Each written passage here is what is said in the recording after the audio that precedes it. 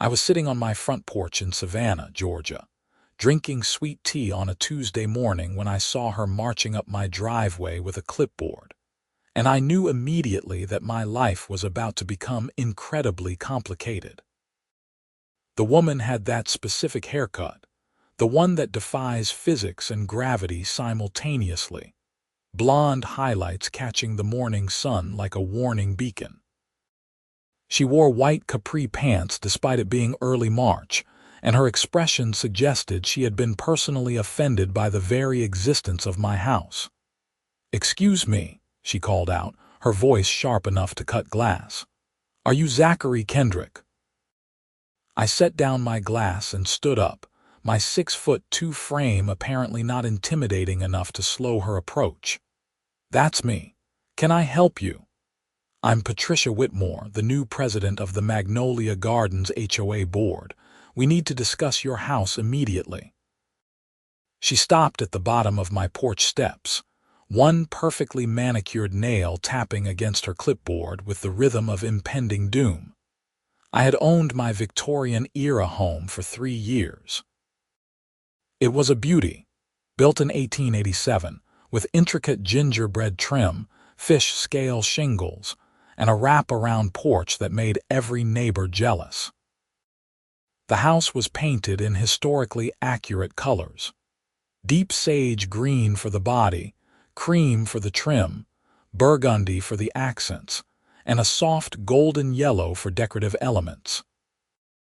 It had taken me 6 months to research the proper palette, another 2 months to find the right paint, and 3 weeks of careful application by a restoration specialist. "What about my house?" I asked, though I had a sinking feeling I knew where this was going. Patricia ascended my steps without invitation, thrusting a piece of paper toward me. "This color scheme is completely unacceptable. According to the new HOA guidelines I've implemented, all homes in Magnolia Gardens must be painted in modern, neutral colors. Your house looks like a circus tent." I took the paper, scanning it quickly. The document outlined acceptable colors, various shades of beige, gray, white, and taupe, nothing with any actual character or historical significance. "Patricia, I don't think you understand. This house is registered with the Savannah Historic District Board of Review.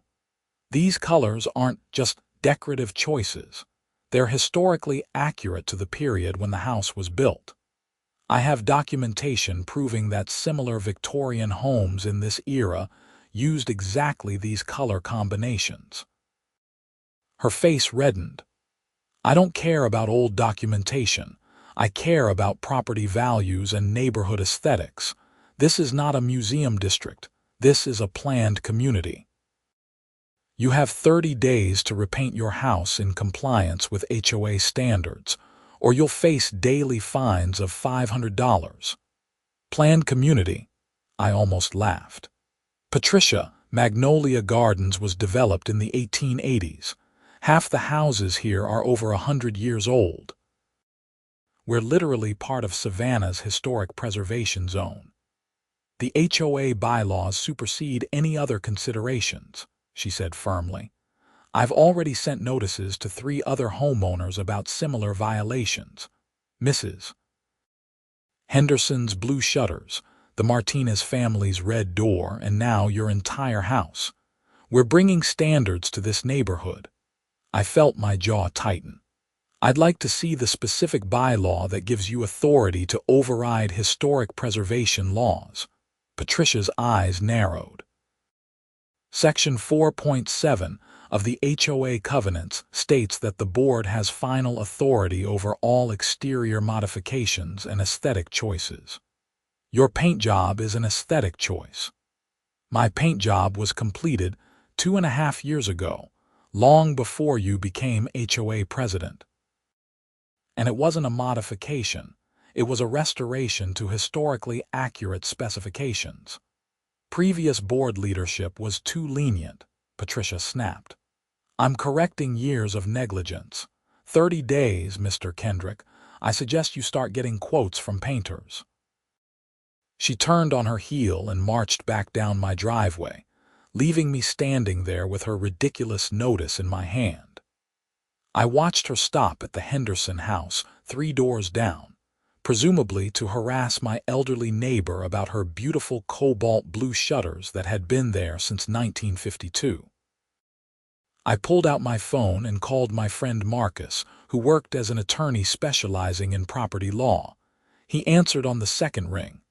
"Marcus, I need your help. My HOA president just threatened me with daily fines if I don't repaint my house in beige. The Victorian." Marcus sounded genuinely shocked. "The one you spent thousands restoring to historical accuracy. That's the one. She's claiming HOA bylaws supersede historic preservation laws." Marcus was quiet for a moment. "Okay, first thing, don't panic. Second thing, send me everything you have. The HOA notice, your historic registration documents, photos of the house, any correspondence about the restoration. Georgia law is actually pretty clear about this, and if your house is registered with the historic district, the HOA can't force changes that violate preservation guidelines." That's what I thought, but she seemed pretty confident. "They always do," Marcus said dryly. "Send me the documents. I'll draft a response. In the meantime, don't communicate with her directly. Everything goes through me from now on." After hanging up, I spent the next hour gathering every piece of documentation related to my house.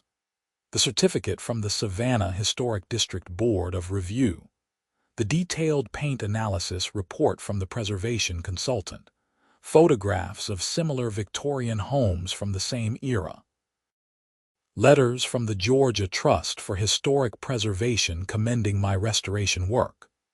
I even had a newspaper article from the Savannah Morning News that had featured my house in their Historic Homes series. I scanned everything and sent it to Marcus, then sat back and tried to calm down. The rational part of my brain knew I was in the right. The anxious part worried about the hassle and expense of fighting an HOA, even one as obviously wrong as Patricia Whitmore. My phone buzzed with a text from my neighbor, Helen Rodriguez, who lived in the house directly next to mine. "Did the HOA lady visit you too?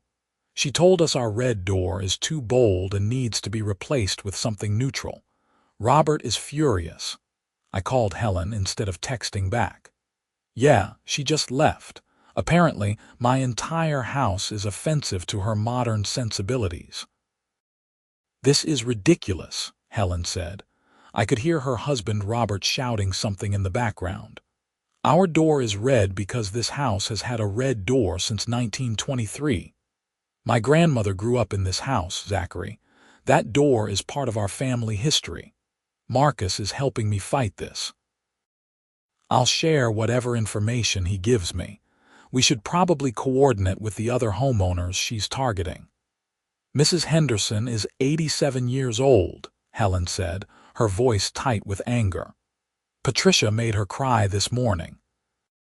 "Who threatens an 87-year-old woman over blue shutters?" That settled it. This wasn't just about my house anymore. Patricia Whitmore had made this personal by going after the most vulnerable people in the neighborhood. Over the next few days, I organized a meeting with all the homeowners who had received violation notices. We gathered in my living room on Saturday afternoon. Helen and Robert Rodriguez, Martha Henderson, and surprisingly, 5 other homeowners who had received various complaints about everything from mailbox styles to garden gnomes. Martha Henderson sat in my best armchair, looking small and worried. "I can't afford to repaint my shutters," she said quietly. "I'm on a fixed income. Those shutters have been blue for 70 years. "You're not going to have to repaint anything," I assured her. "What Patricia is doing isn't just wrong, it's likely illegal." Robert Rodriguez, a burly man who worked as a contractor, shook his head in disgust. "I looked up the HOA bylaws last night. That section 4.7 she keeps citing. It says the board has authority over modifications that aren't otherwise restricted by law or regulation. Historic preservation laws are regulations. She's either ignorant or lying. Probably both, Helen muttered. My phone rang and I saw Marcus's name. Hold on, everyone, this is my attorney. I put the phone on speaker. Marcus, I've got all the affected homeowners here. You're on speaker. Perfect, Marcus said. Okay, here's the situation. I've reviewed everything, and this is actually more clear-cut than I expected. Zachary's house, the Rodriguez house, and Mrs. Henderson's house are all registered as contributing structures to the Savannah Historic District. That means they're protected under both federal and state historic preservation laws. The HOA literally cannot enforce aesthetic requirements that contradict historic preservation guidelines. What about the fines she threatened? I asked. Completely unenforceable. I've drafted cease and desist letters for each of you. More importantly, I found something interesting when I pulled the HOA corporate records. Patricia Whitmore only became HOA president because the previous president resigned due to health issues, and she was the only person who volunteered for the position. She never actually called for a proper board election, which means her authority is questionable at best. Robert leaned forward. Are you saying she might not even have legal authority to be making these demands? That's exactly what I'm saying. According to your HOA bylaws, when a board position becomes vacant, the remaining board members can appoint someone temporarily, but a full election must be held within 90 days. Patricia was appointed in November and it's now March. No election has been held. So what do we do? Martha asked, her voice hopeful for the first time since arriving. First, we send the cease and desist letters. Second, we call for an emergency HOA meeting to address the invalid board composition. Third, if Patricia continues with her threats, we file for a restraining order and consider a lawsuit for harassment. Georgia takes historic preservation seriously, and judges don't look kindly on HOA overreach, especially when it involves elderly homeowners on fixed incomes. After Marcus hung up, the mood in my living room had shifted from worried to determined. We spent the next hour planning our strategy. Robert agreed to draft a petition calling for an emergency HOA meeting. Helen volunteered to go door to door collecting signatures. Martha, despite her age, insisted on writing a letter to the local newspaper about Patricia's harassment. My late husband was the editor of the Savannah Tribune for 30 years, Martha explained. I still have connections. This kind of behavior needs to be exposed. 3 days later, I received a certified letter from Patricia Whitmore. Inside was a formal notice of violation, complete with color photographs of my house and a detailed list of infractions. I photographed the letter and sent it to Marcus, then posted it in the group chat we'd created with all the affected homeowners. The responses were immediate and furious. Robert. Visual discord. Our houses are literally historic landmarks. Helen. She's completely delusional. Marcus responded within an hour. This actually helps us. She's documenting her harassment in writing. Forward everything to me. I'm filing a motion for a temporary restraining order tomorrow. That evening, I was in my workshop behind the house, trying to distract myself by building a bookshelf, when I heard someone knocking on my front door. I walked around to find a man in his 60s standing on my porch, holding a folder. Zachary Kendrick, he asked. That's me. I'm Donald Pierce, former president of the Magnolia Gardens HOA. I heard about what Patricia has been doing, and I wanted to apologize and help if I can. I invited him inside and made coffee while he explained the situation. Donald had been HOA president for 8 years before suffering a heart attack in October. During his recovery, he'd resigned from the board, and Patricia had immediately volunteered to take over. "I thought she just wanted to help the community," Donald said, shaking his head. "I had no idea she had this agenda. During my entire tenure, we never once tried to force historic homes to change their appearance. That would be insane. Half the property values in this neighborhood are based on the historic character." "You know why she's doing this?" I asked. Donald opened his folder and pulled out several printed pages. "I did some digging. Patricia moved to Magnolia Gardens about 18 months ago. Before that, she lived in a modern planned community near Atlanta. She's been complaining on neighborhood social media groups about our outdated appearance since day one. Apparently, she thinks Victorian homes are ugly and wants the whole neighborhood to look like a suburban development from 2020. He showed me screenshots of Patricia's posts in various Facebook groups. Her words were even more extreme than I'd expected. "These old houses are eyesores that drag down the entire area. We need a complete modernization initiative.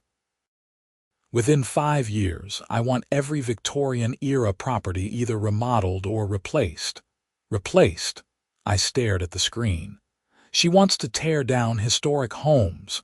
That's her end game," Donald confirmed.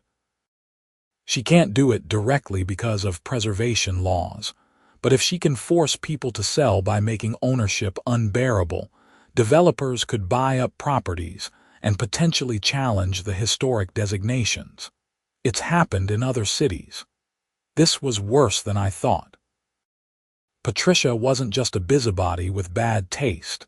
She was actively trying to destroy the historic character of our neighborhood for some twisted vision of suburban uniformity. "Will you testify to this at the emergency HOA meeting?" I asked. "Absolutely. I've already spoken to the other former board members. We're all willing to help. What Patricia is doing violates everything the HOA was created to protect." The emergency meeting was scheduled for the following Tuesday evening at the community center. According to HOA bylaws, we needed signatures from 20% of homeowners to force an emergency meeting, and Helen had collected signatures from 43%. The community was paying attention. I spent Monday preparing my presentation. I created a slideshow documenting my house's historic significance, the restoration process, the legal protections in place, and Patricia's violations of both HOA procedures and state law. Marcus reviewed it and suggested adding information about potential legal consequences for the HOA if Patricia's actions continued. "If she keeps pushing this, individual board members can be held personally liable," Marcus explained. "That tends to get people's attention." Tuesday evening arrived cold and rainy. I drove to the community center at 6:30 for the 7 o'clock meeting, expecting a modest turnout. Instead, the parking lot was already full, and I had to park 2 blocks away. When I entered the main hall, I found more than 200 people crowded into a space designed for 80. Patricia stood at the front of the room, her expression tight with displeasure. She was flanked by 2 other people I recognized as board members: Gary Thornton, a nervous-looking accountant, and Denise Walsh, a middle-aged woman who always seemed uncomfortable with confrontation. Martha Henderson sat in the front row, her blue-shuttered house printed on a foam board poster she'd created. Helen and Robert sat beside her, along with the other homeowners who'd received violation notices. Donald Pierce stood near the back, arms crossed, watching Patricia with obvious disapproval. Patricia called the meeting to order by banging a gavel against the podium. This emergency meeting was called irregularly and without proper board approval. However, in the interest of transparency, I'm allowing it to proceed. I'll give 5 minutes to whoever initiated this disruption. I stood up. Actually, according to HOA bylaws, when 20% of homeowners petition for an emergency meeting, the board is required to hold one within 14 days. We submitted signatures from 43%. This meeting isn't a courtesy, it's a legal requirement. Applause broke out across the room. Patricia's face reddened, but she gestured curtly for me to approach the podium. I connected my laptop to the projector and began my presentation. I walked through the history of my house, showing photographs from different eras. I explained the restoration process and displayed my certificate from the Savannah Historic District Board of Review. I showed comparable Victorian homes throughout Savannah with similar color schemes. Then I got to the legal section. Under Georgia law, specifically the Georgia Historic Preservation Act, properties registered with recognized historic districts are protected from modifications that would compromise their historic integrity. The Savannah Historic District Board of Review has explicit authority over exterior changes to registered properties, and that authority supersedes HOA regulations. I pulled up Patricia's violation notice on the screen. This demand to repaint my house in modern, neutral colors directly violates state historic preservation law. It's not just wrong, it's legally unenforceable. Patricia interrupted. The HOA has authority over aesthetic standards in this community that's been established for decades. Not when those standards conflict with state and federal law, Marcus called out from where he sat near the middle of the room. He stood up and introduced himself. I'm Marcus Thompson, representing Mr. Kendrick and several other homeowners. Miss Whitmore, your interpretation of HOA authority is fundamentally flawed. Would you like me to cite the specific statutes, or shall we move on to discussing your questionable status as board president? The room went silent. Patricia's face had gone from red to pale. My status is not questionable. I was properly appointed following Mr. Pierce's resignation. Donald Pierce stepped forward. Patricia, I've reviewed the bylaws. You were supposed to call for a new election within 90 days. It's been over 4 months. Your temporary appointment expired in February. Gary Thornton, the accountant on the board, suddenly looked very uncomfortable. He raised his hand tentatively. Patricia, is that true? Because you told us the appointment was valid until next year's regular election. Don't interrupt, Patricia snapped. We're following all proper procedures. Marcus stepped into the aisle. Actually, you're not. I've filed a formal complaint with the Georgia Secretary of State's office regarding your HOA's failure to hold required elections. I've also prepared a motion for a temporary restraining order preventing you from enforcing any violations against historic properties until this matter is resolved in court. You can't do that, Patricia said, her voice rising. I'm protecting property values. You're harassing homeowners and threatening elderly residents, I said, my own anger finally breaking through. Mrs. Henderson is 87 years old. You made her cry over blue shutters that have been on her house since before you were born. Helen Rodriguez's red door has been part of her family home for 100 years. These aren't just paint colors. They're part of our community's history and identity.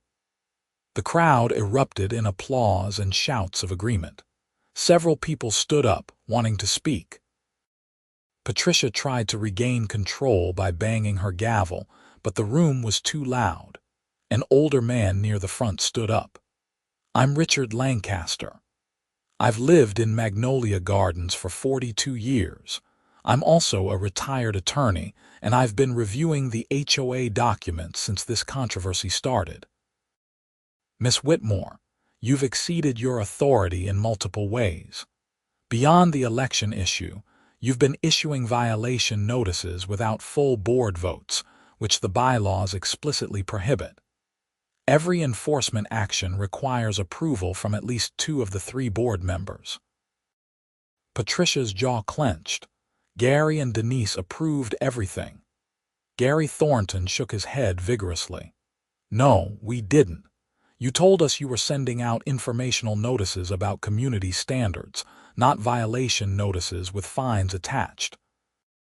I never approved $500 daily fines for anyone. Denise Walsh nodded in agreement, looking mortified. Patricia, you said you were just educating people about the guidelines. You never mentioned enforcement or fines. The room exploded again. Patricia had lost control completely. People were standing, shouting questions, demanding her resignation. Martha Henderson stood up, her small frame somehow commanding attention, and the room gradually quieted. I've lived in this neighborhood longer than anyone here, Martha said, her voice steady despite her age. I've seen it change and grow, but the one constant has been respect for our history and for each other. What you've done, Miss Whitmore, isn't leadership. It's bullying. And I don't care how old I get, I will never stand by and watch a bully destroy something beautiful. The applause was deafening. Patricia grabbed her clipboard and purse, her face twisted with fury. You're all living in the past.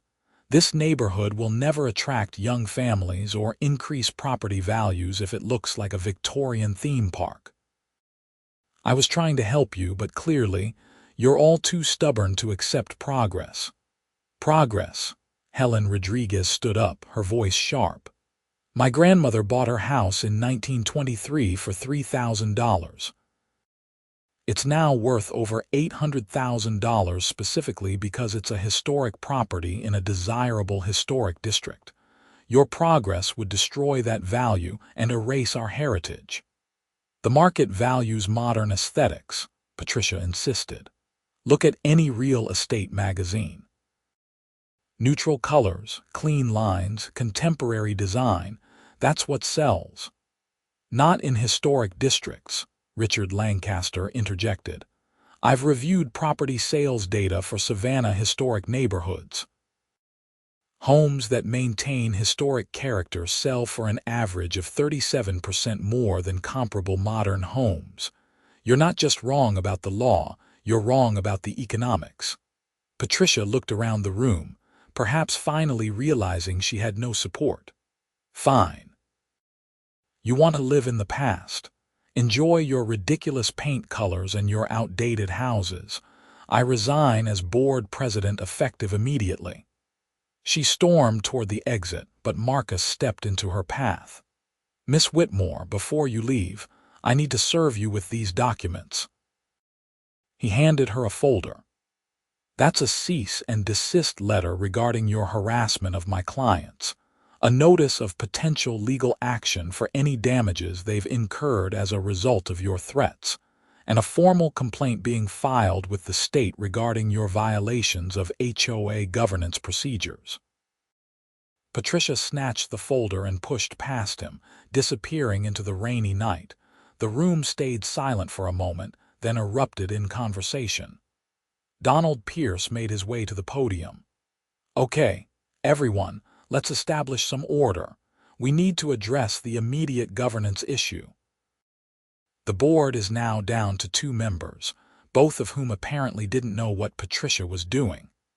I propose we hold an immediate election for a new board president, followed by a full board election within 30 days. All in favor. The vote was unanimous.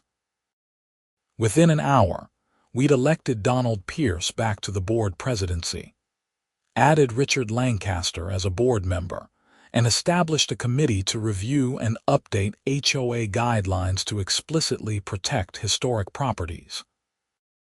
As the meeting broke up, dozens of people stopped to shake my hand or thank me for standing up to Patricia. Martha Henderson hugged me tightly. You're a good man, Zachary. Your house is beautiful, and don't let anyone tell you otherwise. I drove home through the rain, exhausted but relieved. My phone buzzed with a text from Marcus. Great job tonight. I'll keep the legal pressure on Patricia in case she tries anything else, but I think she's done. The next morning, I woke up to find a news van parked across the street from my house. Apparently, Martha had made good on her promise to contact the local media.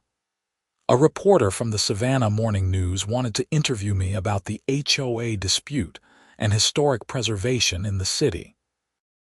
The resulting article ran 3 days later with the headline, "Historic Homeowner Fights HOA Overreach, Sparks Community Resistance to Modernization Push." It detailed Patricia's attempts to force historic properties to abandon their authentic color schemes, the legal protections in place, and the community's overwhelming rejection of her agenda. The story got picked up by regional news outlets, then by a national preservation organization's newsletter. Within a week, I was getting emails from homeowners in historic districts across the country who'd faced similar battles with their HOAs. Patricia Whitmore never returned to another HOA meeting. I heard through the neighborhood grapevine that she'd put her house on the market and moved back to Atlanta within 2 months. Her modern gray house with white trim, ironically the only property in Magnolia Gardens that looked out of place, sold quickly to a young couple who immediately announced plans to add Victorian-style decorative elements to match the neighborhood character. The new HOA board, led by Donald Pierce and Richard Lancaster, worked with the Savannah Historic District Board of Review to create comprehensive guidelines that protected historic properties while still maintaining reasonable community standards. They established a historic preservation committee to help homeowners navigate restoration projects and access resources. Martha Henderson's blue shutters stayed exactly where they were. Helen and Robert Rodriguez's red door remained untouched.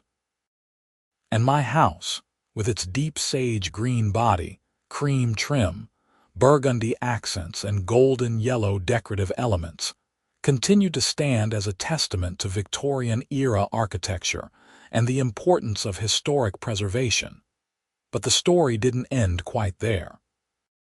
About 6 weeks after Patricia's resignation, I received a certified letter from a law firm in Atlanta. My stomach sank as I opened it, worried that Patricia was filing some kind of retaliatory lawsuit. Instead, the letter was from Patricia's attorney, but not about anything I expected. It informed me that Patricia Whitmore was being sued by the HOA for financial irregularities during her tenure as president. The letter requested that I preserve any documentation related to her violations and enforcement actions, as they might be needed as evidence. I called Marcus immediately. "Did you know about this?" I heard rumors, Marcus admitted. Richard Lancaster did a full audit of HOA finances after taking over as board member. Apparently, Patricia had been charging personal expenses to the HOA account. Nothing huge, but things like her cell phone bill, gas for her car, meals at restaurants, all classified as HOA business expenses. You're kidding. There's more. She'd also hired her brother-in-law's company to do landscaping work for the HOA at rates about 40% higher than the previous contractor, without getting competitive bids as required by the bylaws. The board is looking at potential financial damages around $15,000. So she wasn't just a control freak with bad taste, she was also embezzling. Let's say misappropriating funds. It might not be criminal, but it's definitely a civil matter. The HOA is well within its rights to pursue recovery. I provided all my documentation to the HOA's legal team. Other homeowners did the same. The picture that emerged was of someone who'd seen the HOA presidency not as a service position, but as an opportunity for personal gain and the exercise of unchecked authority. The lawsuit moved forward through the spring and summer. Patricia initially tried to fight it, claiming that all expenses were legitimate and that the landscaping contract was properly authorized. However, as evidence accumulated, her position became increasingly untenable. Meanwhile, life in Magnolia Gardens improved dramatically. The new board focused on actual community needs rather than aesthetic control. They organized neighborhood events, negotiated better rates for shared services like landscaping and security, and worked with the city on infrastructure improvements. I got involved with the Historic Preservation Committee, helping other homeowners research their properties and plan historically accurate restorations. It turned out there was significant interest in the neighborhood for maintaining and celebrating our Victorian heritage rather than hiding it. One of my favorite projects was helping a young couple who just bought a house 3 streets over. The house had been covered in aluminum siding in the 1970s, hiding original fish scale shingles and decorative trim. We worked with a restoration specialist to remove the siding and restore the exterior to something approximating its 1891 appearance. The transformation was stunning, and the couple ended up winning a preservation award from the city. In August, the lawsuit against Patricia was settled. She agreed to repay $12,000 to the HOA and signed a statement acknowledging that her enforcement actions regarding historic properties had been unauthorized and improperly executed. The settlement also included a clause preventing her from serving on any HOA board in Georgia for 10 years. That last part was Richard Lancaster's idea, Marcus told me over drinks one evening. He wanted to make sure she couldn't do this to another community. Good, I said. Though I almost feel bad for her. She moved here thinking she could remake the neighborhood in her image, and instead she lost her credibility, her position, and $12,000. Don't feel too bad, Marcus replied. People like Patricia always think the rules don't apply to them. Sometimes they need a hard lesson to learn otherwise. As summer turned to fall, I found myself reflecting on how much had changed since that March morning when Patricia first marched up my driveway. What had started as a simple dispute about paint colors had exposed larger issues about community governance, historic preservation, and the importance of standing up to abuse of authority. My house still stood as it had, its historically accurate colors now protected not just by state law but by explicit HOA policy. Martha Henderson's blue shutters had become something of a neighborhood landmark, and tourists on historic home tours often stopped to photograph them. Helen and Robert Rodriguez had become close friends, and we regularly got together for dinners and game nights. But the real change was in the community itself. The controversy had brought people together, reminded us why we'd chosen to live in a historic neighborhood in the first place, and strengthened our collective commitment to preservation. Attendance at HOA meetings had increased tenfold. People actually read the meeting minutes and paid attention to board decisions. There was a sense of engagement and ownership that apparently hadn't existed before.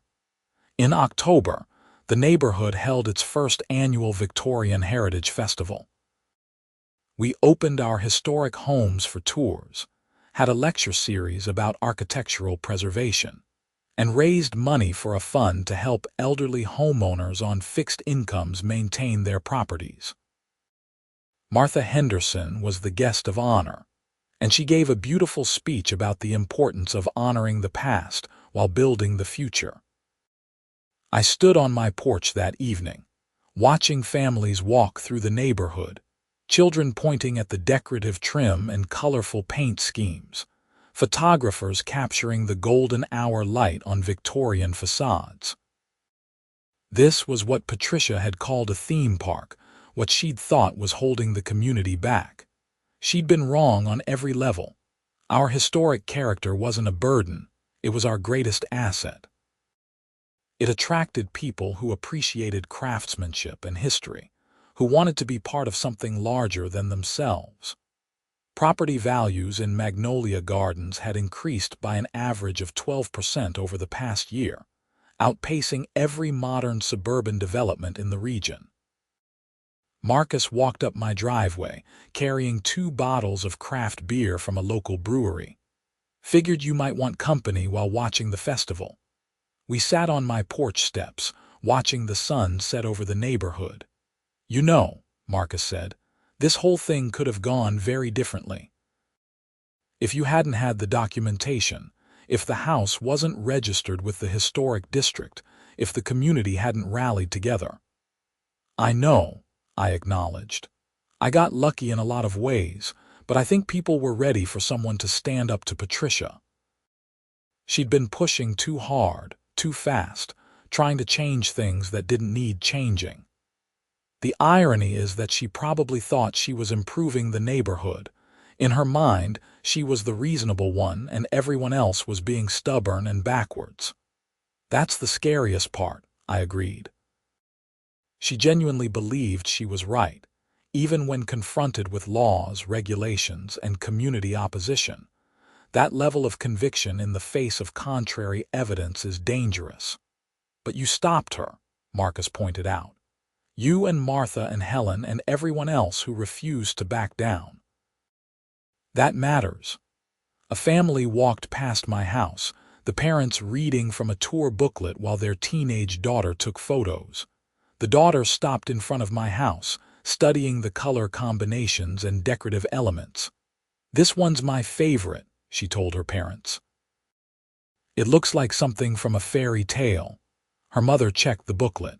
It says here it was restored using historically accurate paint analysis. The owner spent months researching the proper colors.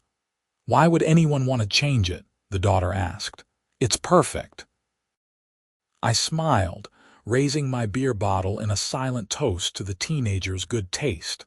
Marcus clinked his bottle against mine. You going to run for the HOA board? Marcus asked. Donald mentioned they'd love to have you. Maybe eventually, I said. Right now, I'm happy helping with the preservation committee. Let someone else deal with the administrative headaches. Fair enough. Though after what you went through with Patricia, regular HOA business would probably seem boring. That's exactly what I'm hoping for. Boring sounds wonderful. We sat in comfortable silence as the evening deepened and the festival wound down. Lights came on in Victorian windows up and down the street, warm yellow glows that had been replicated for over a century. These houses had weathered wars, depressions, social upheavals, and changing tastes.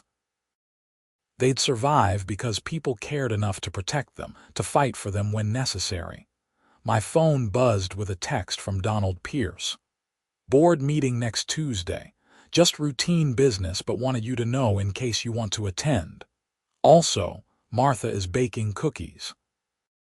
I texted back, I'll be there. Routine board meeting? Marcus asked, reading over my shoulder.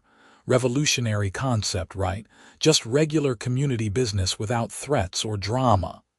Don't get too comfortable. There's always another Patricia waiting somewhere. Maybe, I acknowledged. But now we know how to handle them. As November arrived, bringing cooler weather and the start of the holiday season, Magnolia Gardens settled into a new normal. The HOA functioned smoothly under competent leadership. Historic properties were celebrated rather than criticized.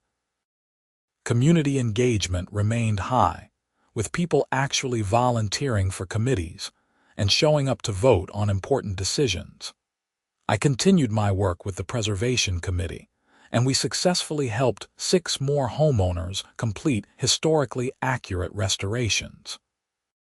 The Savannah Historic District Board of Review took notice, and the director reached out to discuss using Magnolia Gardens as a model for other historic neighborhoods facing similar pressures.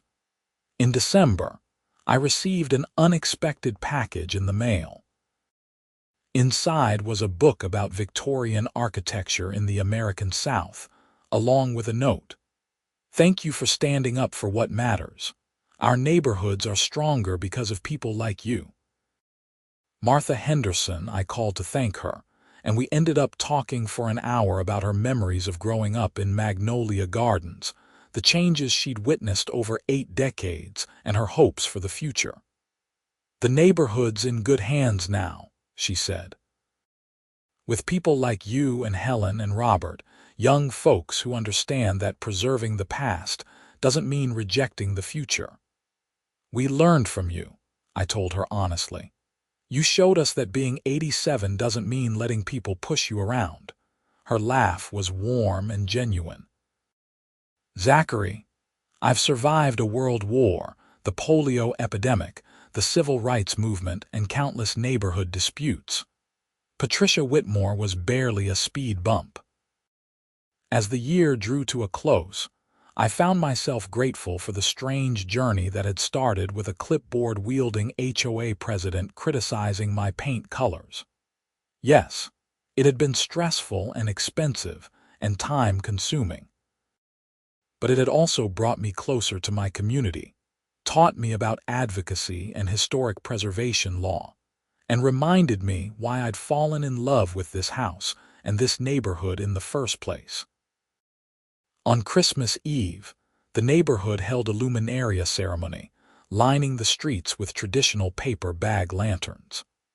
As I walked through Magnolia Gardens that evening, I saw my house and all the others in a new light. These weren't just buildings.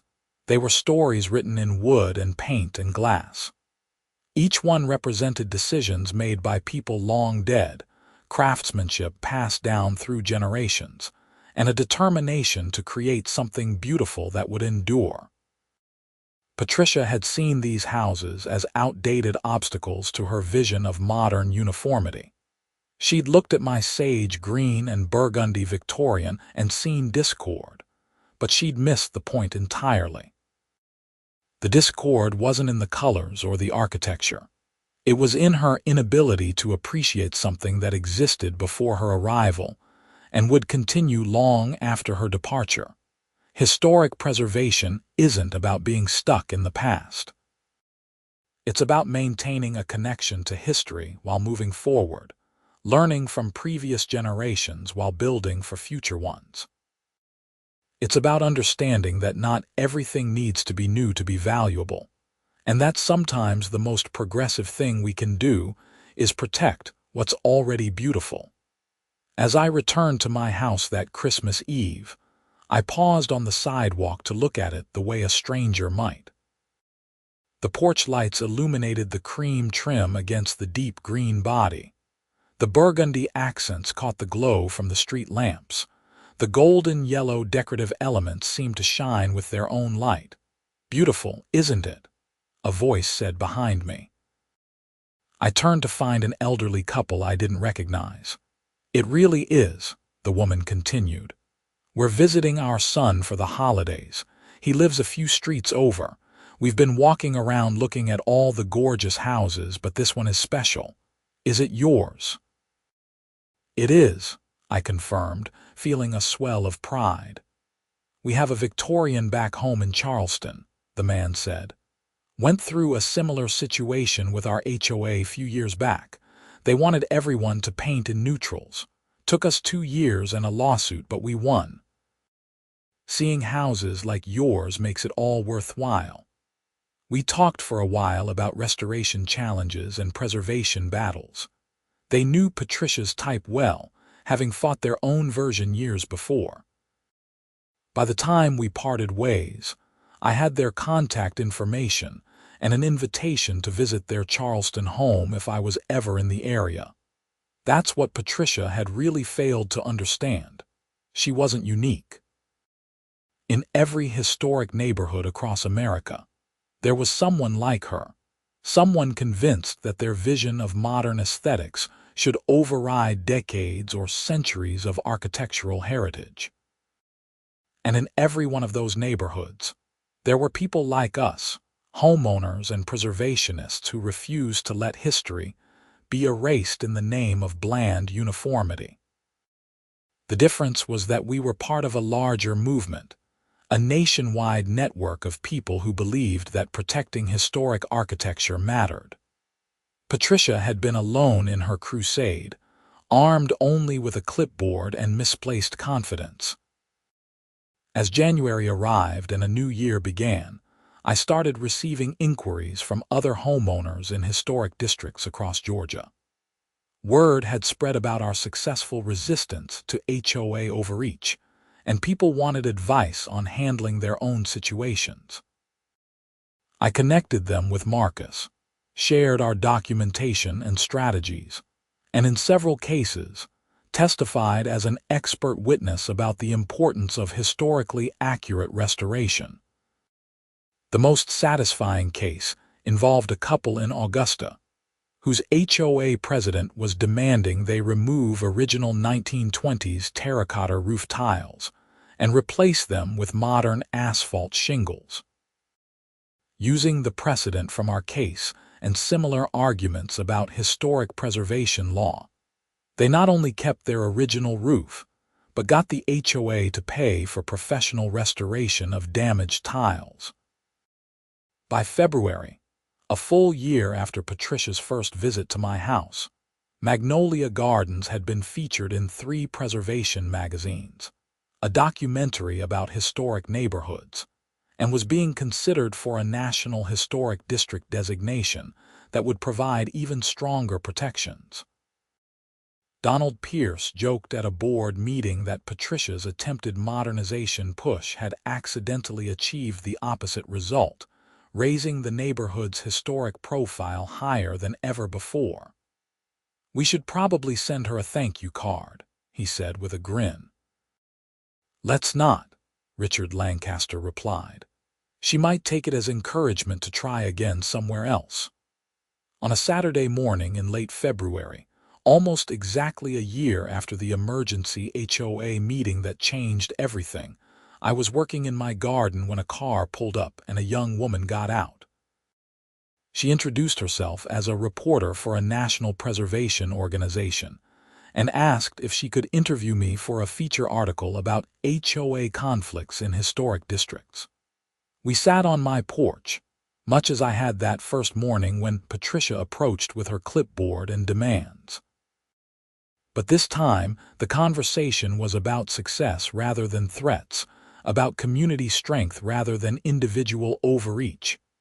"What advice would you give other homeowners facing similar situations?" the reporter asked. I thought for a moment before answering. "First, know your rights. Research the laws that protect historic properties in your state. Second, document everything. Take photos, save emails, keep copies of all correspondence. Third, don't face it alone. Find allies in your community, connect with preservation organizations, hire a good attorney if needed. And finally, don't give up. People like Patricia count on others being too tired or intimidated to fight back. Prove them wrong." The reporter smiled. "That's great advice. One last question. If you could go back to that morning when Patricia first demanded you repaint your house, would you do anything differently?" I looked at my house, its historically accurate colors glowing in the late winter sun. I thought about Martha Henderson's blue shutters, Helen Rodriguez's red door, and all the other historic properties in Magnolia Gardens that remained intact and protected because we'd refused to back down. "Not a thing," I said. "Every difficult moment was worth it to protect something that matters." Historic preservation isn't just about buildings.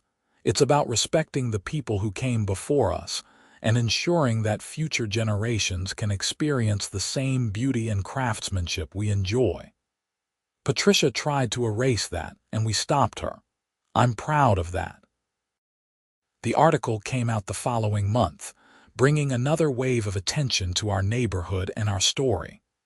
But by then, it was old news to those of us who lived here. We'd moved on to other projects, planning the next Heritage Festival, supporting new restoration efforts, and simply enjoying the community we'd fought to protect. Martha Henderson celebrated her 88th birthday in April. The entire neighborhood showed up for her party, held in her backyard under the shade of ancient oak trees. As I watched her blow out the candles on her cake, surrounded by friends and neighbors of all ages, I realized this was what community really meant. Not uniformity or compliance, but connection and mutual support and shared appreciation for where we lived. "Speech," someone called out, and the crowd took up the chant. Martha stood, a bit unsteady but with undimmed spirit. "When I was a little girl," she began, "my grandmother told me that home isn't just a place, it's a feeling. It's knowing you belong, that you're part of something larger than yourself. For 88 years, Magnolia Gardens has been that for me. These houses, these streets, these trees, they're part of my story. And now they're part of yours too. Let's make sure they're here for the next generation and the one after that." The applause was thunderous. Helen wiped tears from her eyes. Robert raised his glass in a toast. Donald Pierce nodded approvingly. And I felt a deep sense of contentment knowing that we'd protected something worth keeping, not just for ourselves, but for everyone who would come after. As the party continued into the evening, I found myself thinking about Patricia one last time. I hoped she'd found a neighborhood that matched her vision of modern uniformity, somewhere she could be happy without trying to change things that didn't need changing. I didn't hate her, despite everything. I just felt sorry that she'd never understood what made places like Magnolia Gardens special. The next morning, I woke early and took my coffee out to the porch, watching the sun rise over the neighborhood. My historically accurate Victorian house stood solid and beautiful, a testament to 19th century craftsmanship and 21st century preservation. The deep sage green body glowed in the early light. The cream trim provided perfect contrast. The burgundy and golden yellow accents added character and warmth. This was worth fighting for. This was worth protecting. And when the next Patricia inevitably showed up, armed with her own clipboard and misguided demands, this neighborhood would be ready. Because we'd learned that standing together, knowing our rights, and refusing to compromise on what mattered could overcome even the most determined HOA overreach. My phone buzzed with a text from the Preservation Committee group chat. Someone had found another house that might have original Victorian details hidden under modern additions. Would I be available to help investigate? I smiled and typed back, "Absolutely. When do we start?" Because this wasn't just about my house anymore. It was about an entire neighborhood, a living museum of Victorian architecture, protected by people who understood that sometimes the most important thing we can do is preserve what already exists. Patricia had tried to erase that, to modernize and neutralize and make everything look the same. She'd failed, and Magnolia Gardens was better for it.